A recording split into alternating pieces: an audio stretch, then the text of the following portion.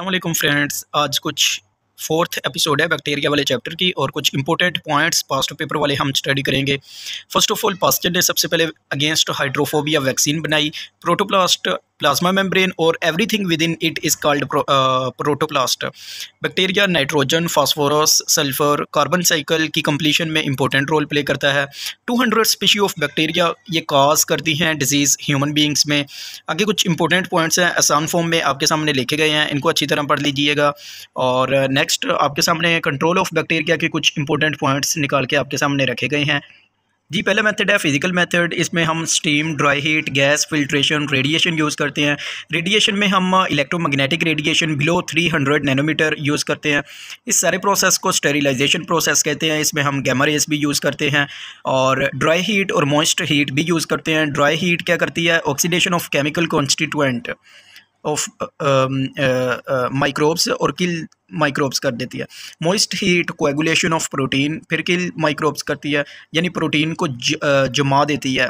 Coagulation, जमना, किसी चीज़ को fridge कर देना, इसको कहते हैं।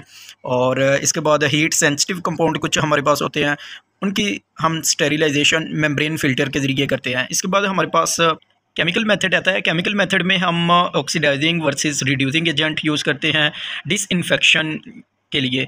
ये नॉन लिविंग थिंग्स के ऊपर को डिसइंफेक्ट करने के लिए हम यूज़ करते हैं halogen, phenol, alcohol, hydrogen peroxide, formaldehyde और पोटाशियम परमैंगनेट। ये आपने ऐसे ही याद करने हैं, यानी नॉन लिविंग थिंग्स को डिसइंफेक्टेंट करने के लिए इन चीज़ों का इस्तेमाल किया जाता है। इसके बाद हमारे पास कीमोथेराप्यूटिक एजेंट, एंटीबायोटिक्स हैं। ये लिविंग थिंग्स पर जरासीमों को मारने के लिए यूज़ की जाती हैं, जिसमें हमारे पास सल्फोनामाइड, पेनिसिलिन, टेट्रासाइक्लिन आ जाती है। बैक्टीरियल इम्यूनिटी, बैक्टीरियल के ख़िलाफ़ कोई भी disease causing agent such as bacteria वगैरह जो भी होते हैं, इन पर कंट्रोल हासिल करने के लिए हम वैक्सीन लगाते हैं। और ये पॉइंट 2022 में नम्स के पेपर में भी आ चुका है। एडवर्ड जिनर ने 1796 में 6 ईयर ओल्ड बॉयज़ जिसका नाम जेम फिप्स था, उसको वैक्सीनेशन लगाई, यानी वैक्सीनेशन का प्रोसेस किया और उसे स्मॉल पॉक्स हुआ था। ये सारी इंपॉर्टेंट पॉइंट्स आपने याद करने हैं। वैक्सीनेशन एक लैटिन वर्ड वैका से निकला है, जिसका मतलब काऊ है।